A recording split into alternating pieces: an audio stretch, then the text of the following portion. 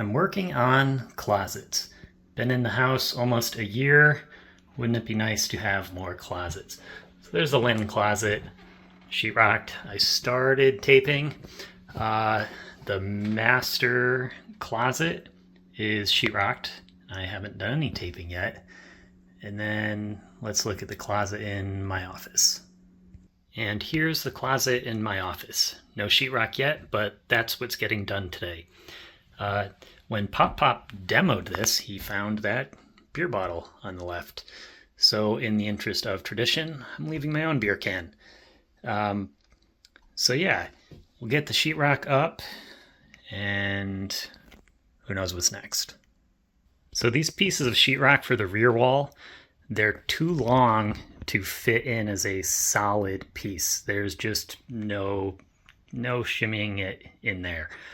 So what I did, I cut just the back where this is going to center on a stud. That way I can fold it in to get it through the door, and the paper's still on the front, so I don't have to bother taping this joint. Right, so lift it up, screw it in. That boards up.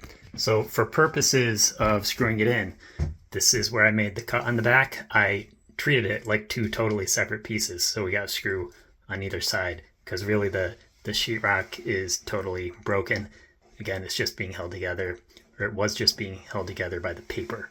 So saves me taping, but still had to make sure to screw it from both sides. This weekend's project is to add a utility sink in the basement.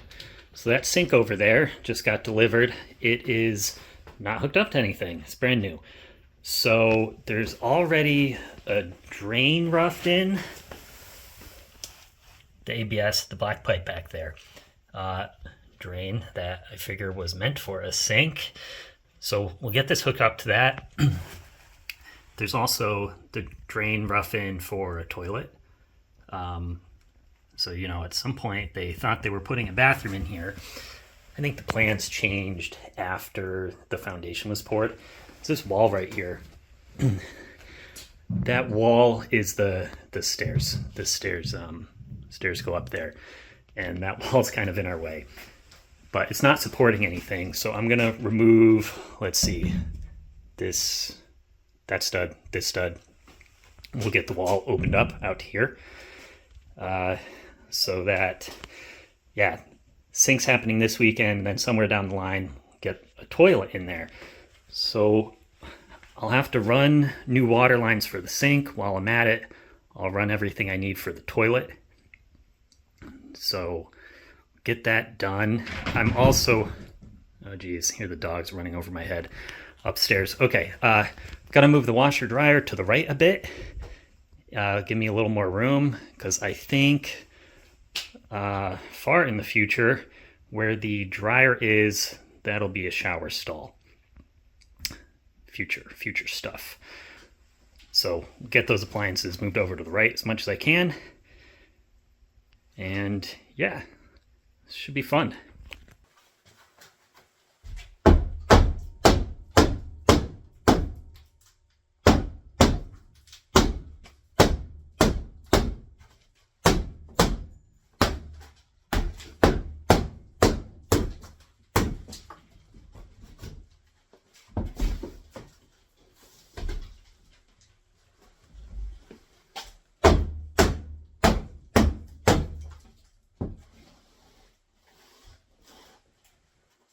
I had already cut this side with a utility blade so that this would hinge back like that. Now I can cut it from the other side, take it off.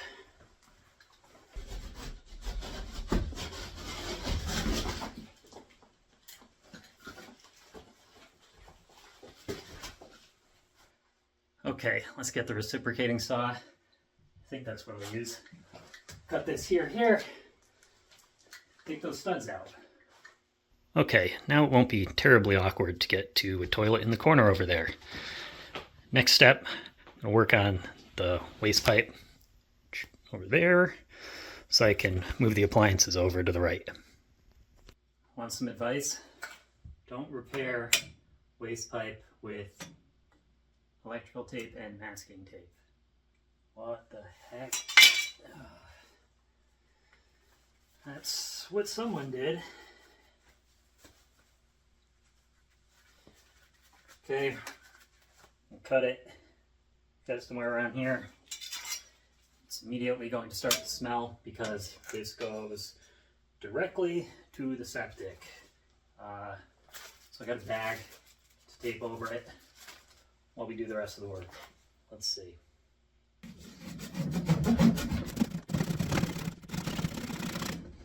Yep, smell it.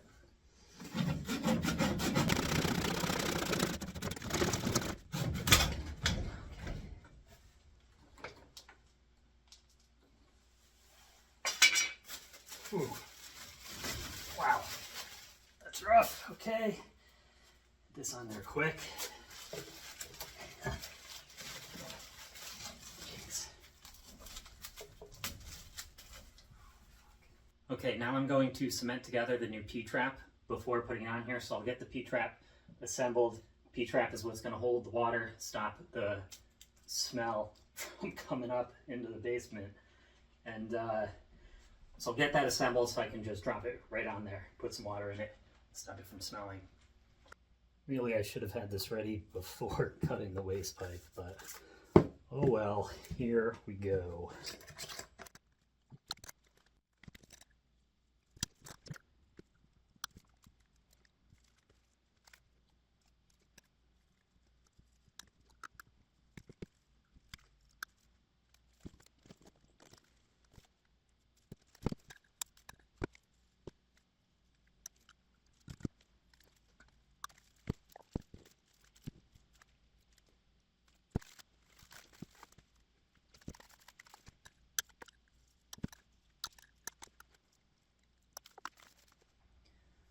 Okay, that's really all that I have to do before cementing it to the waste pipe. So we'll do that, and then I'll be able to fill a bit of water through here, just enough to get it into the P-trap, block the smell.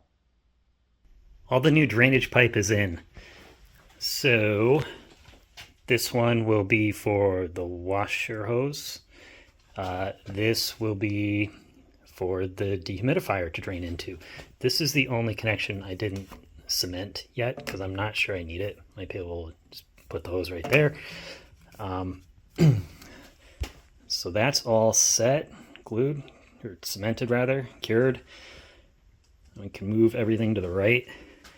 And what's next? Move everything. I can get started on the water lines.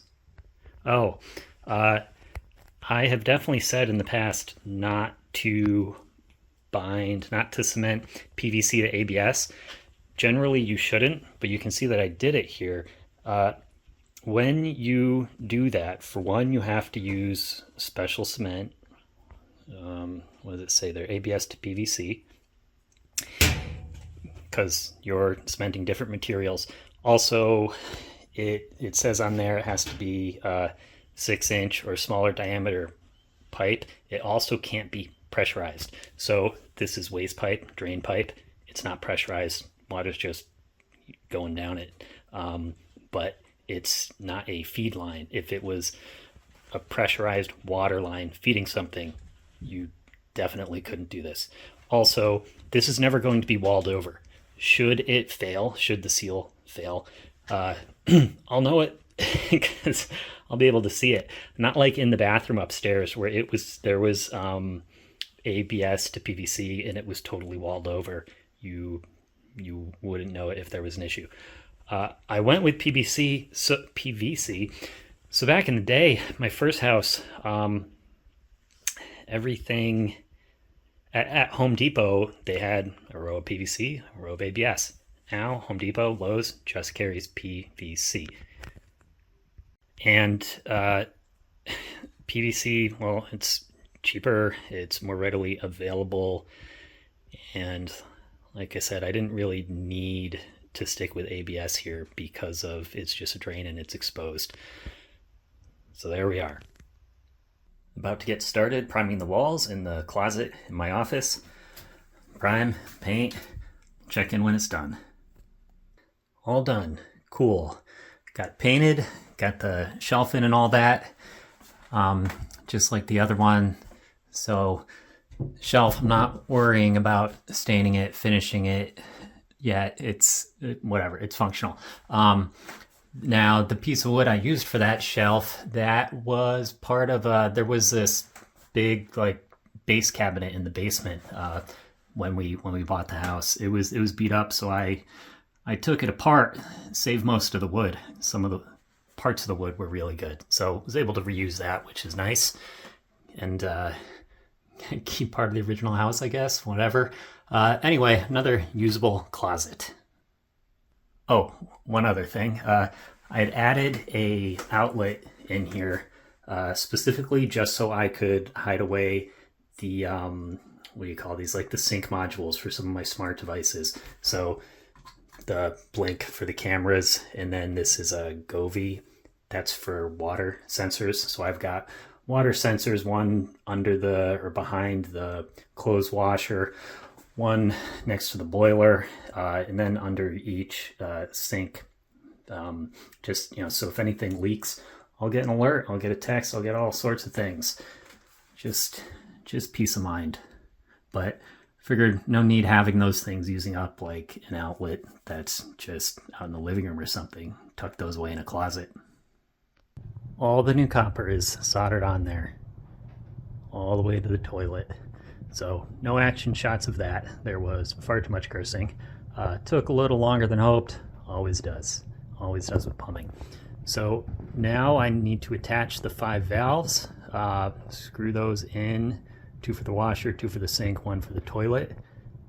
And then with those valves, of course, turned off, I'll be able to turn on the water, test everything. Moment of truth. I'm gonna open up the valves for this part of the system and check for leaks. I've got a hose connected to the cold water for the sink, so I can turn that on, just make sure everything is running through the line without obstructions. Okay. Cold. Hear it pressurizing.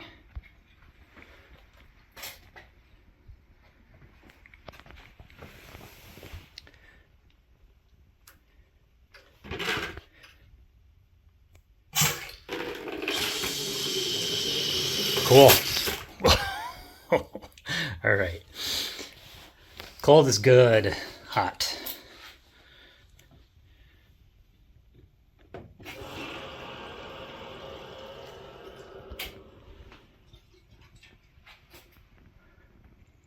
Hot is good. Okay. I'm going to turn off the camera and inspect each joint individually. Just be sure. Yay, sink. All set. Hooked up, works. Let's prove it. There you go. Nice.